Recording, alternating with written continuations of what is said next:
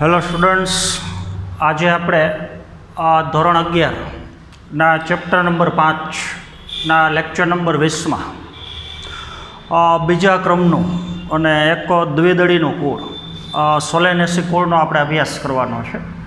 તો ફેબેસી કુળની જેમ જ સોલેનેસી કુળમાં આવતી બધી વનસ્પતિ દ્વિદળી છે.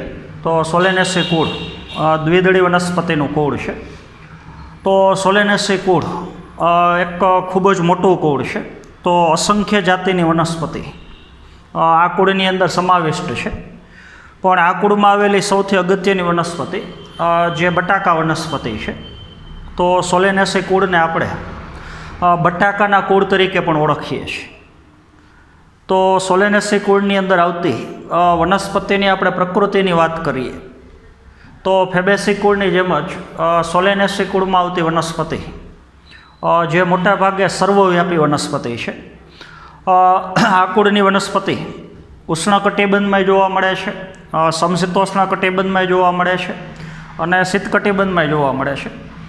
તો અલગ અલગ પ્રકારનું તાપમાન ધરાવતા અલગ અલગ પ્રકારના ભૌગોલિક વિસ્તાર, તો બધા વિસ્તારની અંદર સોલેનેસી કુળની વનસ્પતિ જે જોવા મળે છે. તો મોટાભાગે વનસ્પતિ સર્વવ્યાપી છે. વ્યાપ અથવા એનો ફેલાવો બધી જગ્યાએ થયેલો છે. ત્યારબાદ આપણે એના વર્ગીકરણની વાત કરીએ સોલેનેસી કુળનું. તો સોલેનેસી કુળમાં આવતી વનસ્પતિનો વર્ગ છે દ્વિદળી છે. એનો ઉપવર્ગ જે યુક્ત દલા છે. તો દલપત્ર એના જોડાયેલા છે.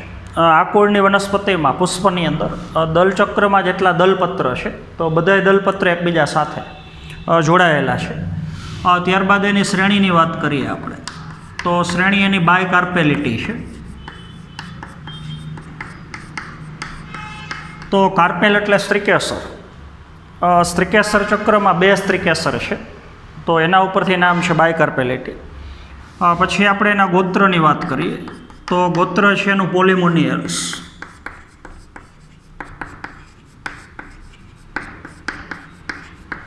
અને કુળ આવશે સોલેનેસી કુળ. તો આ એનું થોડું ટૂંકું વર્ગીકરણ એ ખાસ આપણે નીટના MCQ માટે યાદ રાખવાનું છે.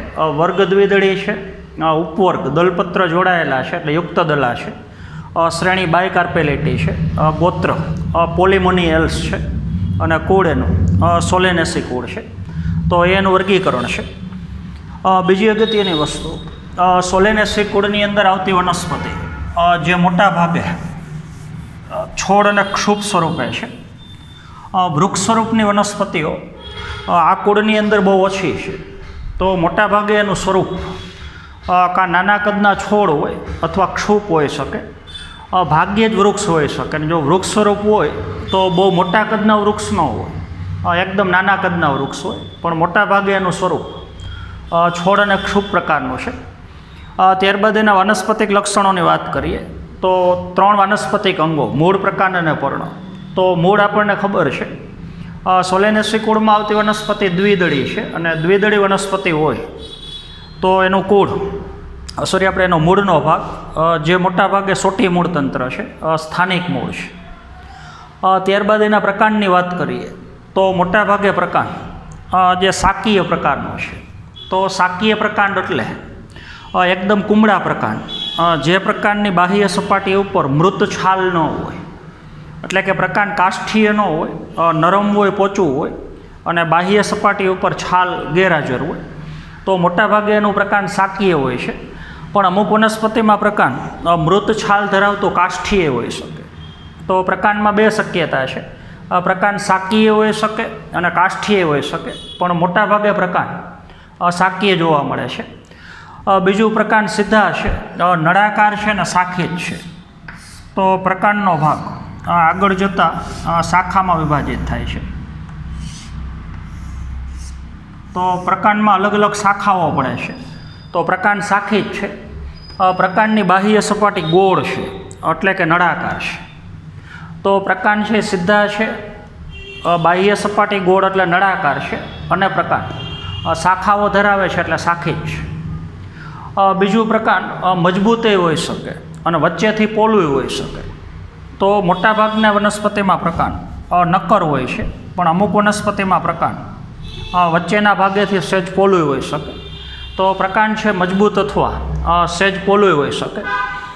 બીજું, પ્રકાંડની બાહ્ય સપાટી ઉપર ઘણી વખત સફેદ રંગના નાના નાના રોમે હાજર હોય છે. તો કા પ્રકારની બાહ્ય સપાટી રોમયુક્ત હોઈ શકે ને કા રોમવિહીન. મોટાભાગની વનસ્પતિમાં પ્રકાંડની બાહ્ય સપાટી ઉપર નાના નાના રોમ હાજર છે.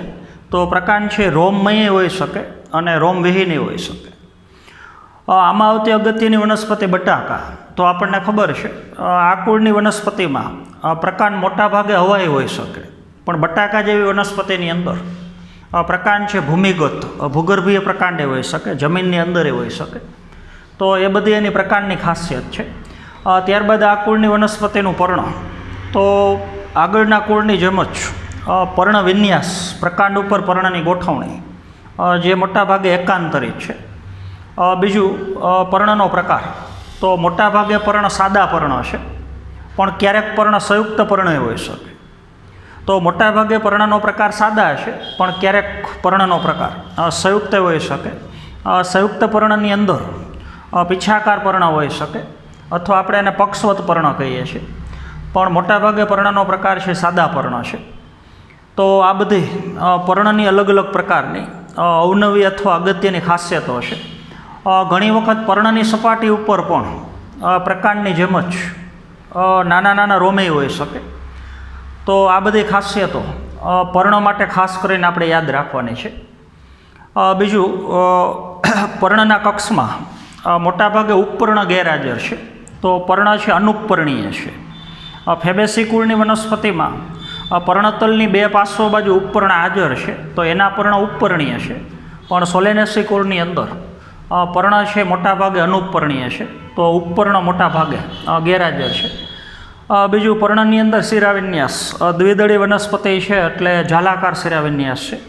તો એ લક્ષણો બધાય તમે જાણો છો. તો આ બધાય સોલેનેસી કુળના વાનસ્પતિક લક્ષણો છે. ત્યારબાદ એના પુષ્પીય લક્ષણો. તો એમાં પુષ્પવિન્યાસનો પ્રકાર. તો પુષ્પવિન્યાસનો પ્રકાર એકાકી પરિમિતે હોઈ શકે. એકાકી પરિમિત તમને ખબર છે, એ પ્રકાર આપણે ચલાવ્યો છે.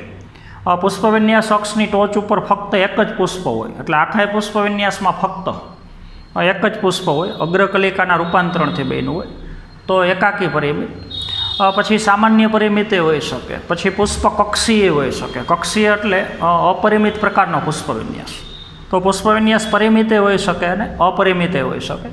તો એના પુષ્પવિન્યાસની ખાસિયત છે. ત્યારબાદ આપણે પુષ્પની વાત કરીએ તો એક તો પુષ્પ નિયમિત પુષ્પ છે. આગળની કુળની વનસ્પતિમાં પુષ્પ અનિયમિત હતા, આમાં પુષ્પ નિયમિત છે. પછી એક જ પુષ્પમાં સ્ત્રીકેસર અને પુંકેસર બેય છે. તો પુષ્પ છે દ્વિલિંગી અથવા ઉભયલિંગી છે. તો નિયમિત પુષ્પ છે, દ્વિલિંગી પુષ્પ છે. પુષ્પની અંદર પુષ્પદંડ હાજર છે, તો સદંડી પુષ્પ છે. પણ આ કુળની વનસ્પતિમાં નિપત્ર ગેરહાજર છે. તો પુષ્પનો પ્રકાર અનિપત્રી છે. ફેબેસી કુળની અંદર પુષ્પ નિપત્રી છે. બીજું, પંચાવયવી પુષ્પ છે. પહેલાં 3 ચક્ર કે જેની અંદર ઘટક એકમની સંખ્યા 5 છે. 5 વજ્રપત્ર, 5 દોલપત્ર અને 5 પુંકેસર. પુષ્પનો પ્રકાર અધોજાયી છે. તો આગળના કુળની જેમ જ બીજાશય એનું ઉચ્ચસ્થ ઉધ્વસ્થ છે. તો એ બધા અલગ અલગ દ્રષ્ટિએથી આપણે પુષ્પના પ્રકાર કહીએ છીએ.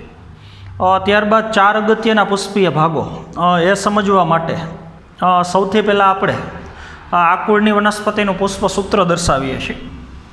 તો સોલેનેસી કુળનું પુષ્પસૂત્ર.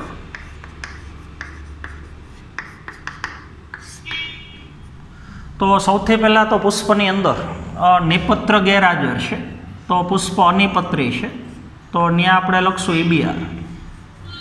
ઈબ્રેક્ટેક્ટ એટલે અનિપત્રી. ત્યારબાદ પુષ્પ નિયમિત છે, એટલે રાઉન્ડ કરી અને ચોકડી. તો આવી સંજ્ઞા નિયમિત પુષ્પની છે. એક જ પુષ્પમાં સ્ત્રીકેસર અને પુંકેસર બેય છે. તો પુષ્પ છે ઉભયલિંગી છે. ત્યારબાદ એનું વજ્રચક્ર. તો વજ્રચક્રની અંદર વજ્રપત્ર છે 5 છે, પણ 5 વજ્રપત્ર જોડાયેલા છે. તો K5 અને કૌંસ. વજ્રચક્રમાં 5 વજ્રપત્ર, 5 વજ્રપત્ર જોડાયેલા છે.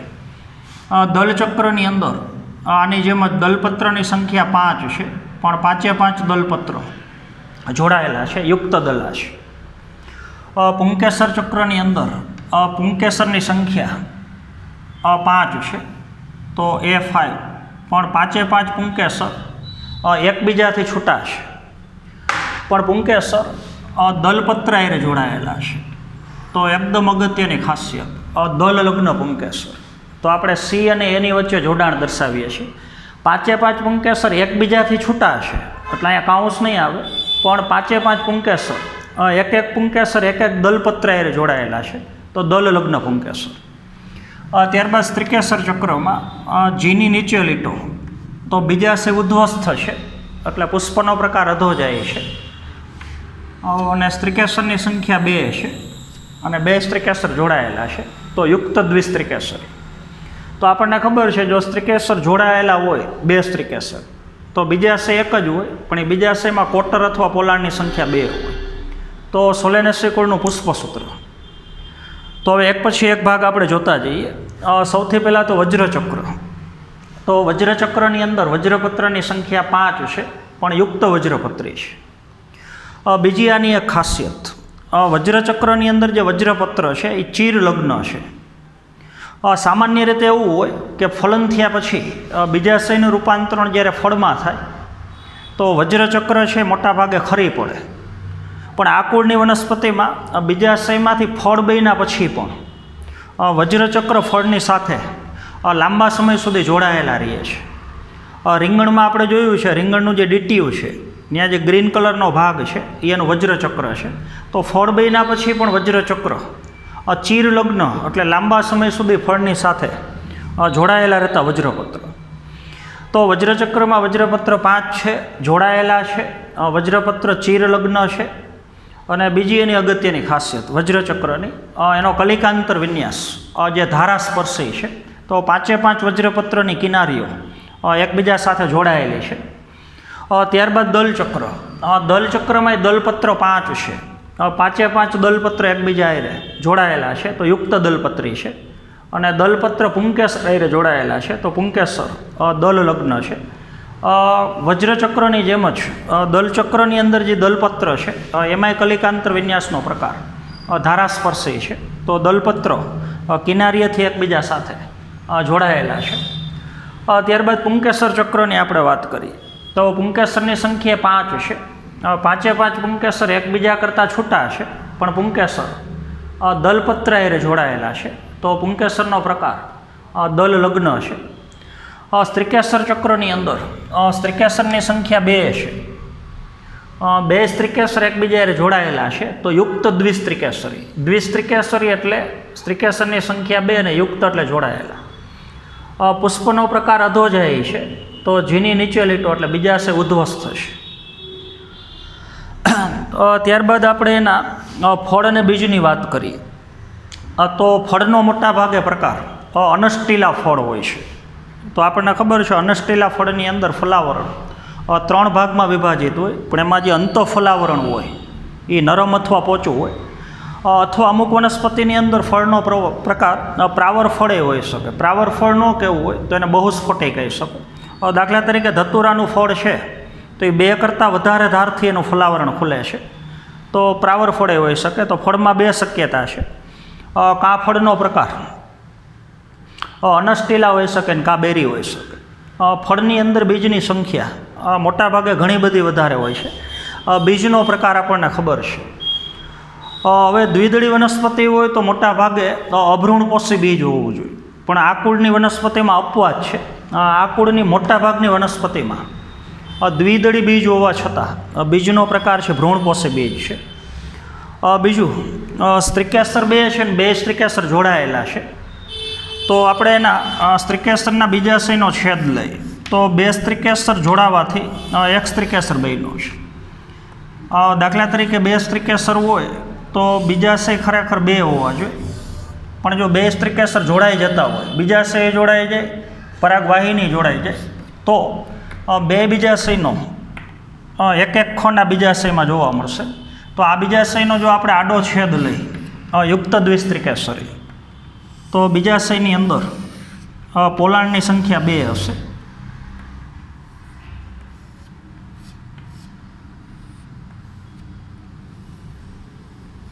તો બીજાશય છે એ દ્વિકોટરીય છે. તો બીજાશયમાં પોલાણ 2 છે અને બીજાશયના કેન્દ્રમાં જે ધરી છે એ ધરી પડદા દ્વારા બીજાશયની દિવાલ સાથે જોડાયેલી છે.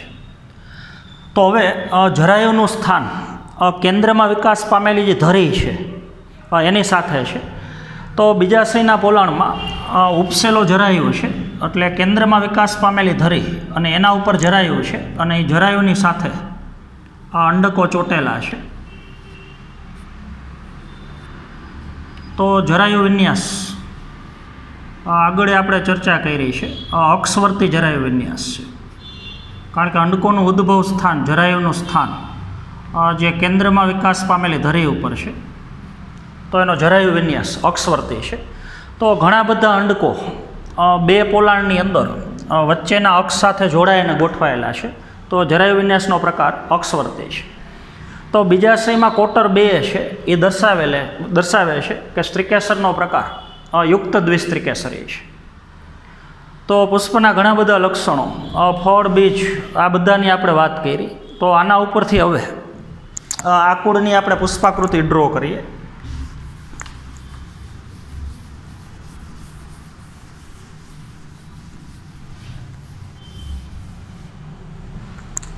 તો કેન્દ્ર ભાગમાં બીજાશયનો આડો છેદ, એટલે આપણે સ્ત્રીકેસરની સંખ્યા બતાવશું.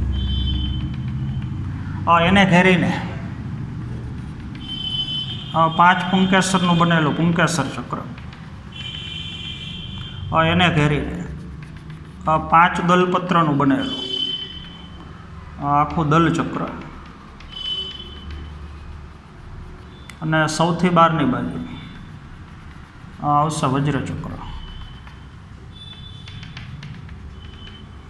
3 કુળની પુષ્પાકૃતિ તમારે એક વખત ડ્રો કરવાની છે પ્રેક્ટિસ માટે. તો હવે સૌથી બહારની બાજુના ચક્રમાં 5 વજ્રપત્ર છે.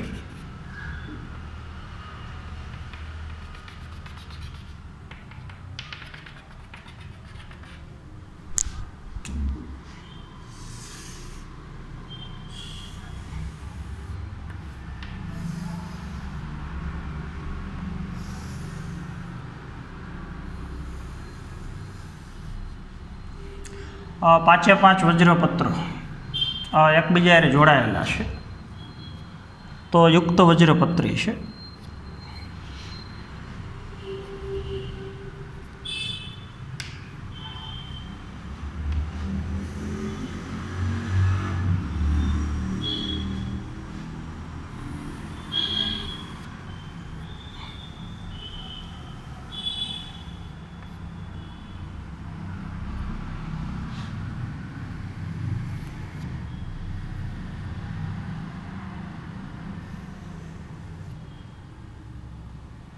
તો વજ્રચક્રમાં વજ્રપત્રની સંખ્યા 5 છે, અને 5એ 5 વજ્રપત્ર એકબીજા હારે જોડાયેલા છે, અયુક્ત વજ્રપત્રી છે. ત્યારબાદ દલચક્રની અંદર દલપત્રની સંખ્યા 5 છે.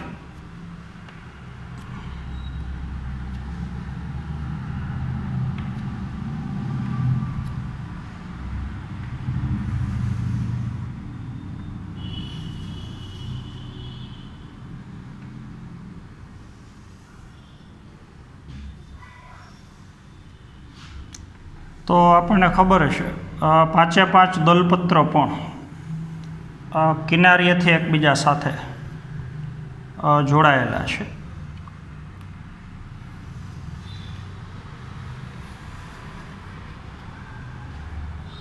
તો યુક્ત દલા, તો એના વચ્ચેનું જોડાણ દર્શાવવાનું છે.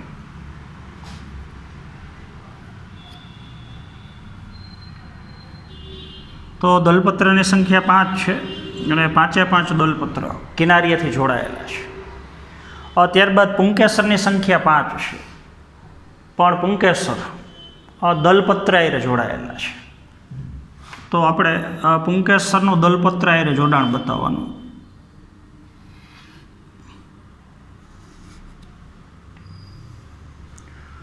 તો પુંકેસરની સંજ્ઞા અલગ અલગ રીતે દર્શાવી શકો.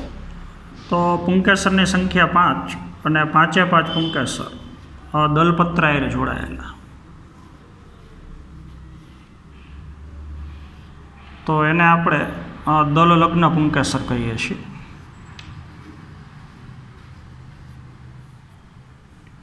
કેન્દ્ર ભાગની અંદર બીજાશયનો આડો છેદ. તો બીજાશયના આડા છેદમાં આપણે 2 કોટર દર્શાવીએ છીએ. જો બીજાશય દ્વિકોટરીય હોય તો આપણને ખબર છે કે 2 સ્ત્રીકેસર જોડાય અને એક બીજાશય બનેલો છે. તો બીજાશયના કેન્દ્રમાં વિકાસ પામેલી ધરી. તો અંડકો વચ્ચેની ધરી સાથે જોડાયેલા છે. તો જરાય વિન્યાસ અક્ષવર્તી પ્રકારનો છે અને સ્ત્રીકેસરનો પ્રકાર યુક્ત દ્વિસ્ત્રીકેસરી છે.